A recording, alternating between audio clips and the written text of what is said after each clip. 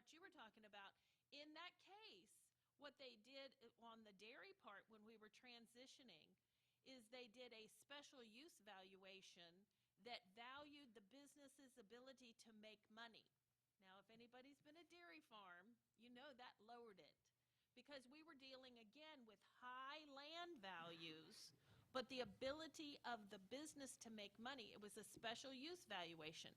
Had those two not been in the room at the same time, had we not been working with a team, then they came up with buy-sell agreements. Do you have to have a buy-sell agreement between siblings? Yes, because some are married, some are not married. And it all is determining who's going to end up working together. And with the buy-sell agreement, you might know who you're going to end up in business with. So professionals definitely, but it sounds like the question was questioning the ethics, thank you, and there again, reach out, talk to somebody different, talk to somebody and get an outside opinion, but definitely the professionals, more than one.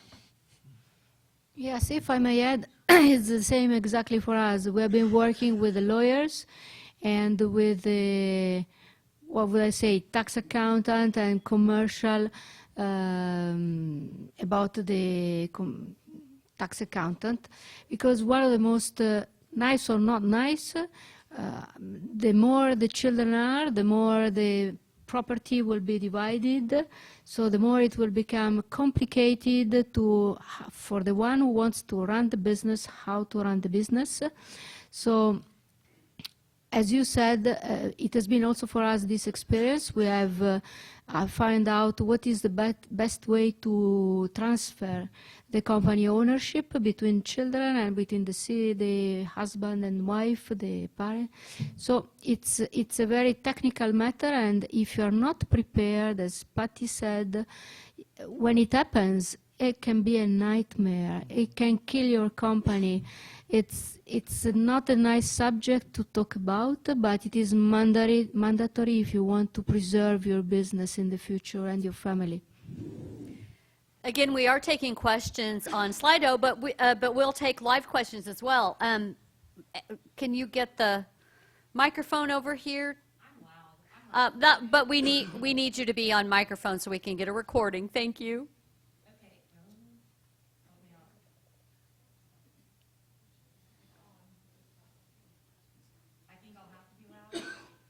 Okay. Or is there another mic? Okay. Oh, whoa. There we are. I work with elderly people as a physical therapist, and one thing that I notice is as they get older, one thing that's very depressing is they don't feel like they're contributing anymore, whether that's to society, their family, their farm, whatever it is. They don't feel like they have a purpose. And so sometimes finding a purpose, and John mentioned that it's been a transition, and I happen to know John, and so one of the things I want you to talk about, and then all of you, ways that you have found to allow the older person, whoever's moving out, to continue to be a part that makes them feel purposeful, because we're talking about emotion, and I think that, at least on the person going out, that's probably the hardest thing, is to let go of something that you've built and worked your behind off, you know, from 8th grade on, and then you feel like you're not contributing, whether or not, you know, like I know my dad was kind of similar. He was much older when he had us, and we ended up we had cattle, we put cattle guards throughout the entire place. I mean, it didn't matter if it was, yeah, exactly, so that he could continue to go and feed cows and check cows. So I would think maybe if y'all could give an example of things that you've done like that that helps their emotional side of it. So as far as I'm concerned, it happened in a different manner. I didn't think about succession. I didn't think about transition at all. And one day before the shareholder assembly, my father called me and says, it was a Friday, said, Nadia, do we want to become president of the company? And I said, Dad, are you ill? Because for my father, the company is everything. So I said, well, you have a problem? And he told me, no, I'm really fine. I've been thinking about how you could become president of the company. One is when I'm dead, and the other one is when I'm alive, and check if you are capable to do it in a proper manner as I like. So for me, it's been very easy because I keep on, we talk on daily basis with my father. I update on every decision. So with the time, of course, the time he can dedicate, the energy is inferior.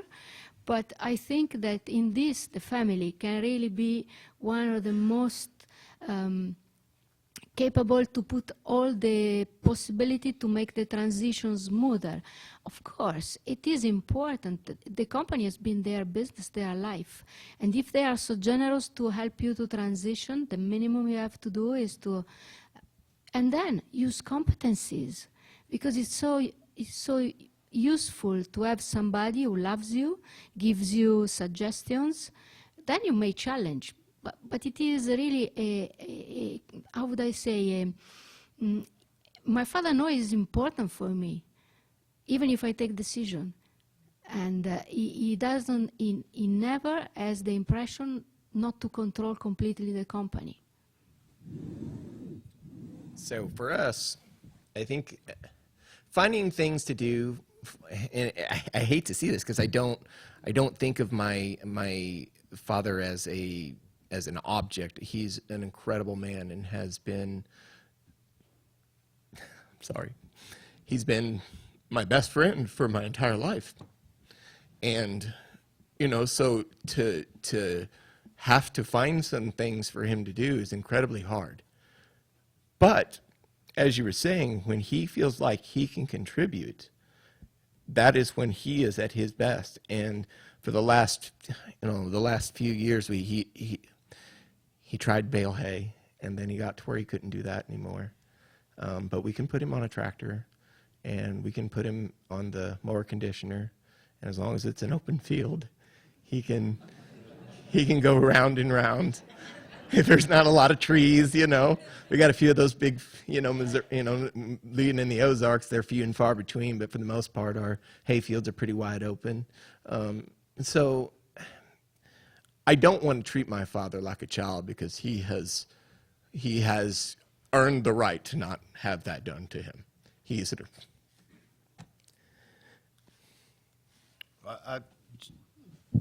Jason is exactly right. He's earned the right, just like I've always felt that my dad did. And as we did the transition and the transition came to the end, nothing changed except for he actually just came to work every day. And the one thing we did is I never bought him out of the cow-calf operation. He can't check cows, he can't get out, but he still owns those cows. Would it save me a lot of long-term headaches to have that situation taken care of now? Absolutely. Because I have two older sisters, which have been wonderful through the process. My sisters have been extremely helpful, and they get it. But I never asked for something at all during the whole process. I never asked for, well, I'm going to get a third of this one day, I should have a third now. That's not the way we approached it. We approached it from one businessman buying out another businessman. My portion of what I bought out will come someday, I hope, a long time from now. But to keep my dad involved, he's still part of the cow-calf operation. He can't get out there only when I take him, but I take him out there to show him the cows because he would sit out there for hours just watching them graze. And as Jason said, he deserves my respect I spent the first 20 years out of college, that's working with him every day. So the last 10 years have been really hard because they weren't what they were the first 20. As we all know, life transitions, and that's the way we want this transition to be positive. But what Gina said is very important that we do remember the emotional end of that because it helps him, but it helps me as well. I guess in my case, Dad's not terribly old, and I think he's gonna, he said he'll be around to do a bunch of things, and he already spends most of the time scooping out grain bins anyway, which, by the way, I don't complain one bit about. If he wants to be in there cleaning out grain bins, more power to him. I kind of picture he'll do the same thing my grandpa did, help for a few years, and basically say, enough of this. I'm going to go drink coffee, drive go-karts for the Shriners, and bowl. And so I'm in a little different situation where I don't have to worry about that yet, I don't think. So with my grandmother, it was probably more of an emotional decision for her. And when we were doing this in 1989, we had a deadline of December 31st. We actually had to take the home farm and divide it into parcels, and it was generation skipping. My mother is an only child, and so to do it at that time, we had to skip generations. And so my mother got a parcel, my brother got a parcel, and I got a parcel.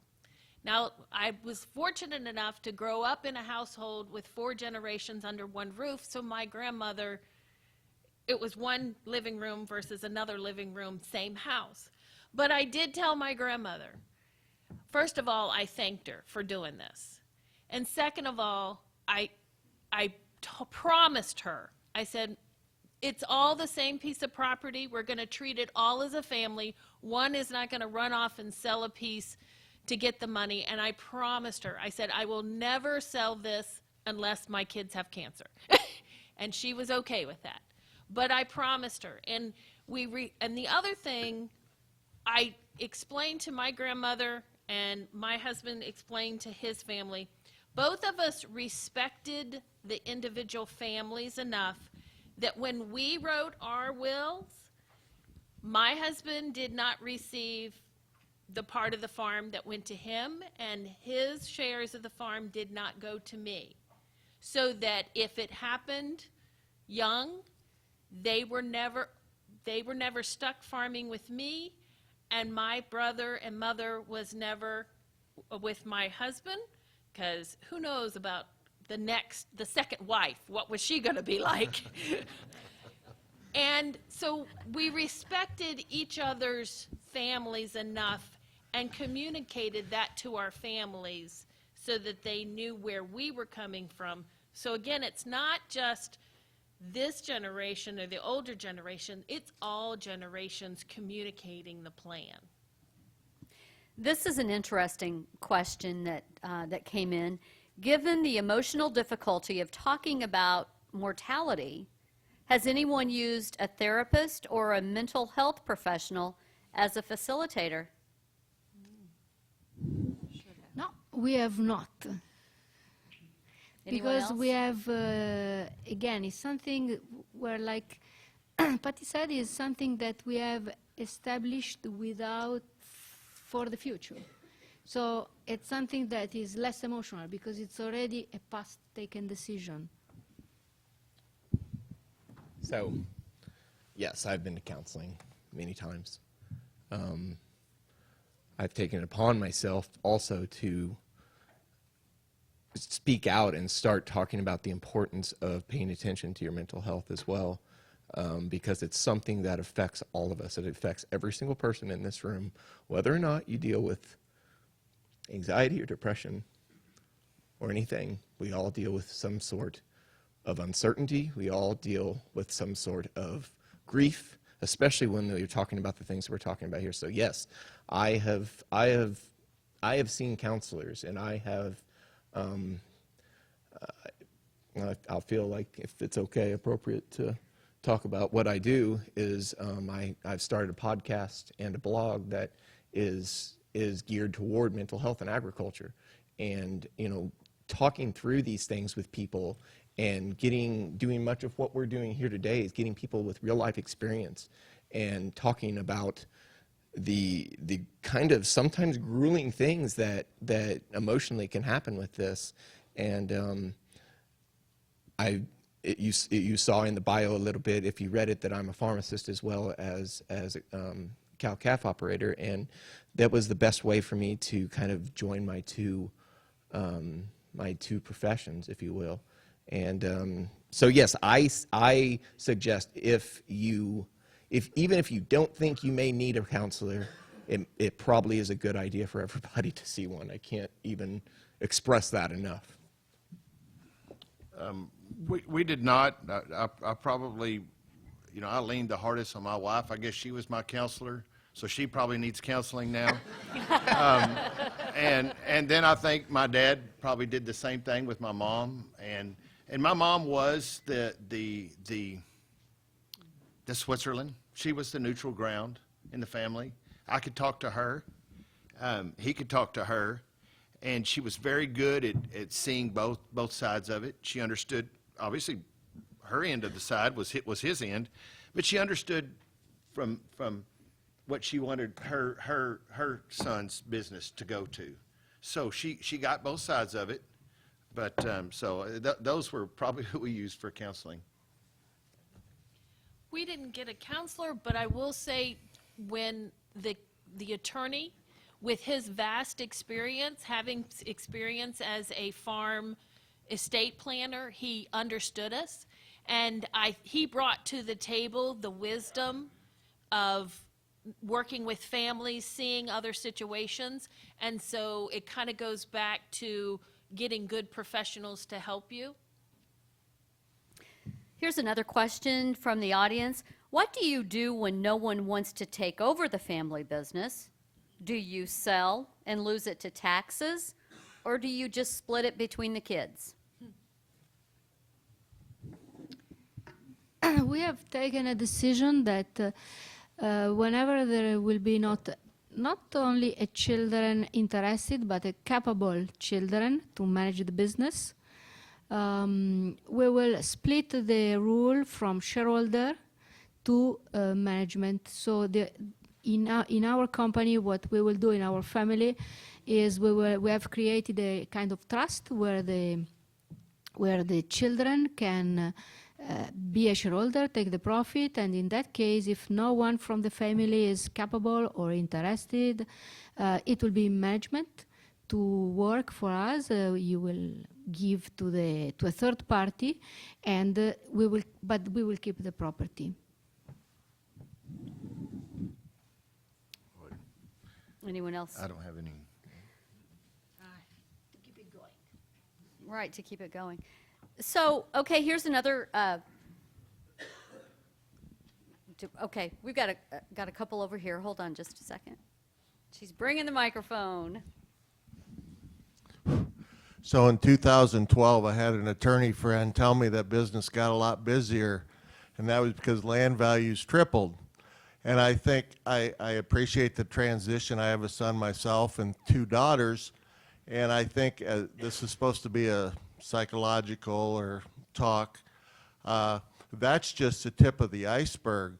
For the 3 gentlemen that have sisters, possibly our brothers, when the last patriarch passes away, it's like a free pass and there's no referees. And that's when all the plans you read in Successful Farming about a sister that sued brothers and cost her thousands, hundreds of thousands of dollars, but just because the brother didn't have it. That is where the real stress is in trying to manage through that. So the transition between father and son, I think, is a good start. But in my case, where I had land forced to sell against a non-compete or a whatever that clause is, address them issues a little bit, if you would, touch on that. All right, so we've been pondering this because touched on it briefly, but so now completely out of farming is 2 of my uncles. You know, Dad's in the process of transitioning out. As near as I understand, my one aunt controls.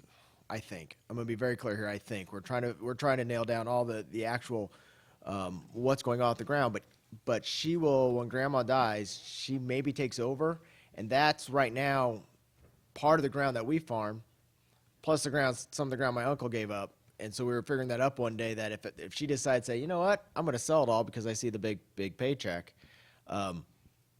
my brother and I took a big gulp because there's no way we can afford that. And so we don't know. I'm waiting for, when that happens, that, all hell will break loose. And we see it coming, and we all think everybody plays nice together, but those of us in that next generation, we realize, oh no, they don't. We see what it's really like, and so we're just waiting for that moment. So there's somewhat of that, that fascination of what's going to happen, but also that we're petrified because we could lose, portions of the ground that we currently farm, and it's going to screw up our whole operation. And that's when we have no idea how to address that yet, because we can't even get to that point yet because we got to go through the first point. I will say that we were advised, because we have a non-family member or a family member that was not involved in the farming, we were advised to put in the buy-sell agreement that limited who shares could go to. We were also, on another situation, advised that the non-farm assets could be directed to the non-farming sibling, even going to as far as investing in life insurance policies and paying along so that they're small. It's not one big chunk, but you're basically making a small payment so that there's some, because it does become, and I credit, if you have an opportunity to ever hear or listen to Jolene Brown, and her comment is, equal is not fair, and fair is not equal. So when you have this, but there's tools that, and if they are put in place, and that's where we've been successful, is we did put in the buy-sell agreement, and we have done the life insurance policies, and we're trying to make it so that it's not going to put the burden on one or two siblings with leftovers, and to do it. And if I may add, I totally agree with Patty, and I don't know if it is a buy and sell, if it is a trust, but what you have to assume when you think about the future of your business and the transition is that you have your siblings, you have the in-laws, and things get more and more complicated, and relationship change in the time. So you have to assume that if you want the property to stay together, and this is a strong point, you have to put whatever are the legal system in the USA or what we did in Italy. We put some rules in order to protect from all this fight, because the legal will kill your business, and there is nothing worse than dividing the control. And again, with the generation, it gets bigger and bigger and more complicated, because the chance somebody will go wrong because he's jealous, because he's unhappy. We're all human beings. So there are so many things. So I think you have to think to some mechanism, as Patty said, that will protect the farm or your business. For me, it's the same business from these events. Otherwise, it will be the joy for the legals, but the desert for you. I think it's appropriate to mention, Patty said she had that saying from Jolene Brown. There's a song by Corb Lund that's where I believe where Jolene gets that saying.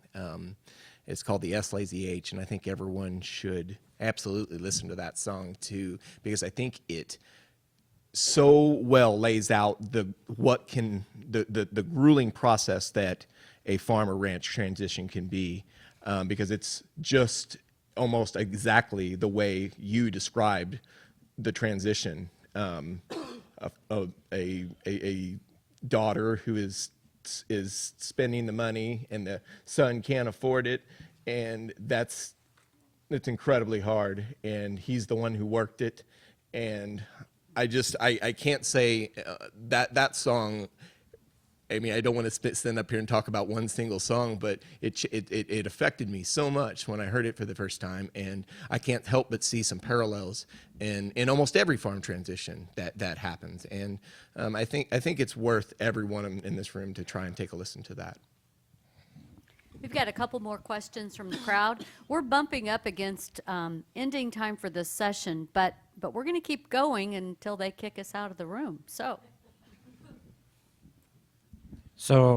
the situation I'm in, I could probably talk here for about a half an hour and tell you, but I'm not going to bore you. But the one thing I will, my dad, he was 47 years older than me, and I farmed with him for 40 years, roughly till 4 or 5 years before he got up into his upper 80s. But the point that I want to make is, and kind of with your dad also, is to get up in the years.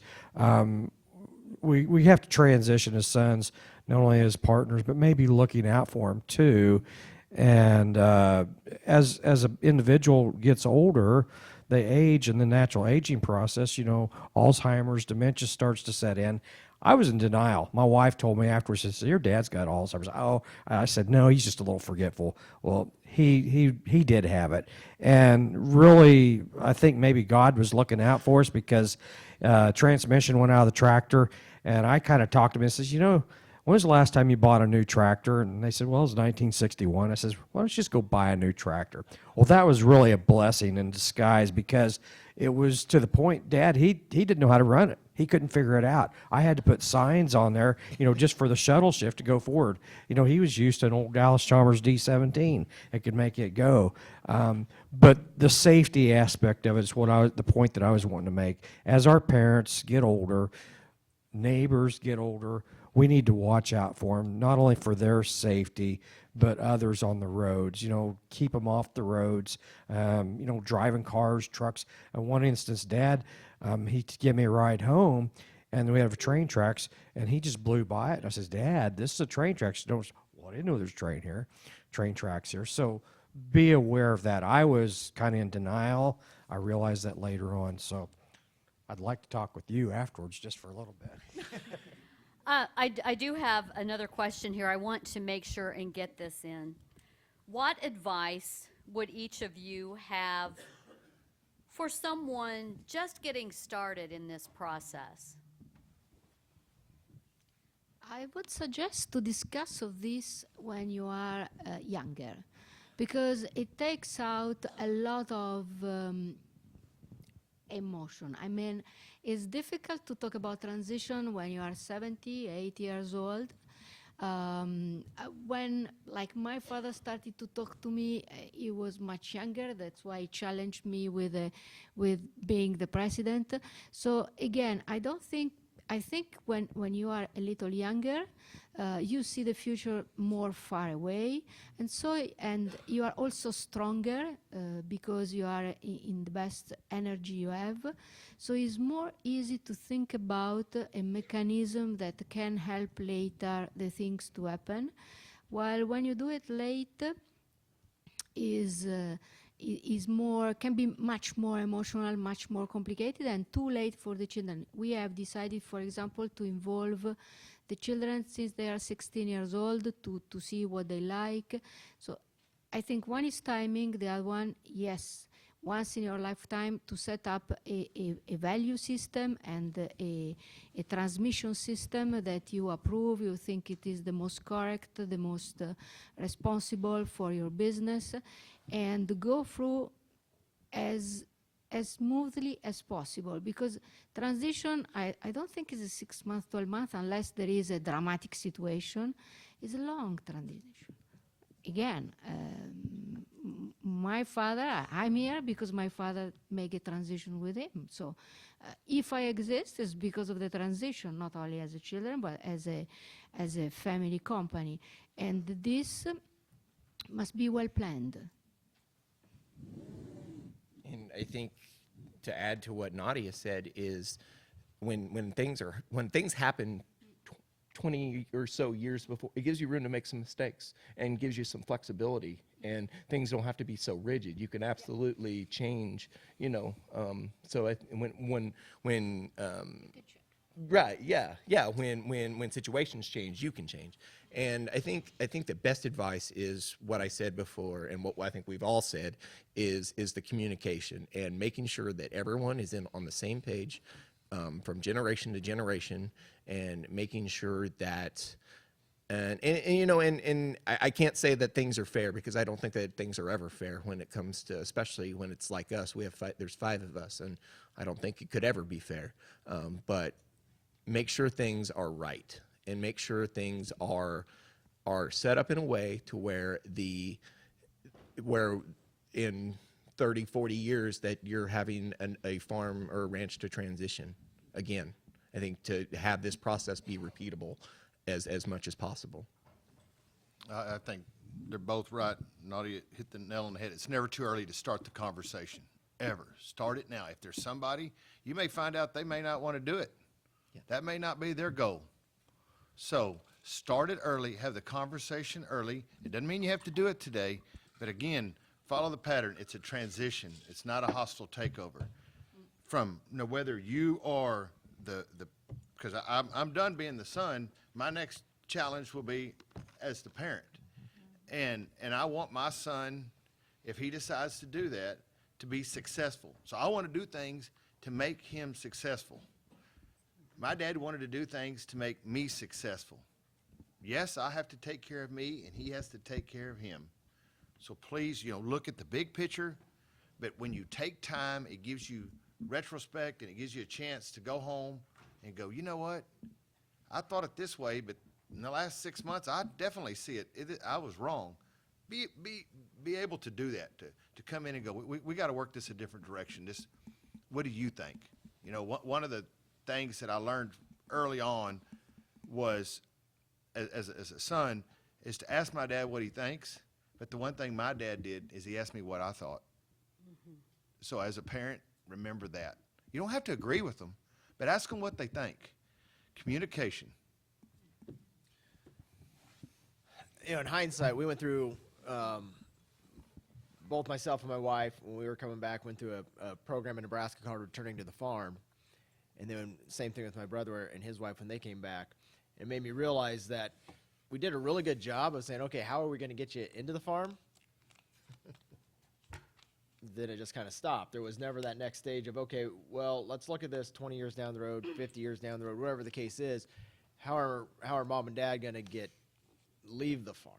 And how do you go through that process? So it made me realize that we did a good job of plan A, but plan B just never materialized, even though it's, in my case, you're always thinking about it. Like, okay, so I'm the 5th generation. I'm going to bring back the 6th generation. How are we going to make this work? How are we going to transition this out? And yeah, that conversation probably should have started 15, 20 years ago. And just as a logical conversation, just as a traditional business plan, but we get wrapped in the emotion and the concept of it. It's a family farm, and it's the lifestyle, and it's generational. And we forget about the business aspect and the what happens when. Just start the conversation and start it with, okay, I want to be cremated. No, I don't want this service. Don't do this, and start with the basics if you're going to. And that's what we've done with our daughters is we've just said, this is what I want. This is what I'm thinking. And for me, and I was telling them at breakfast this morning, one of the things I did after we'd had our 3 girls, I'm married to a dairy farmer, there's 300 cows, and how we did this, it came up, you need an emergency plan. You need a plan that if something happens to a family member or my husband, all right, what are you going to do in the first 24 hours? Then what are you going to do in 48 hours? Then what are you going to do in 2 weeks? And here's the people to call. Well, that conversation ended up being talked about on a regular basis that the daughters started hearing about it. And then when they got to be 16, 17 years old, they started. And we were saying, if something happens to my husband and I, because we're all the time together, then this is who you call. This is what you need to do. Take care of this. Take care of this. This is what you need to do. And it leads into planning beyond 48 hours, beyond 2 weeks. What are you going to do with the farm? What's going to happen? So just starting the conversation with the very basics and the worst case scenario leads into the bigger conversation. I did have a request, your podcast information, if you would share that. Yeah, sure. It's called Ag State of Mind. You can find us on the Global Ag Network, or you can find us on anywhere you get podcasts. iTunes, Spotify, Stitcher, all those places. The website is for people who just want to go to the computer and find it, globalagnetwork.com/Ag State of Mind with Jason Meadows. I want to thank you all so much for attending today. We need to keep this conversation going and sharing these thoughts. And, agriculture comes together when there are disasters. When someone can't finish combining their field of corn, everybody rallies in and helps with the emotional aspect of that. This is no different. We need to rally as a community to help one another when it comes to mental health issues. If you'd like to see a recording of this session, please go to the Brownfield Ag News website homepage, brownfieldagnews.com.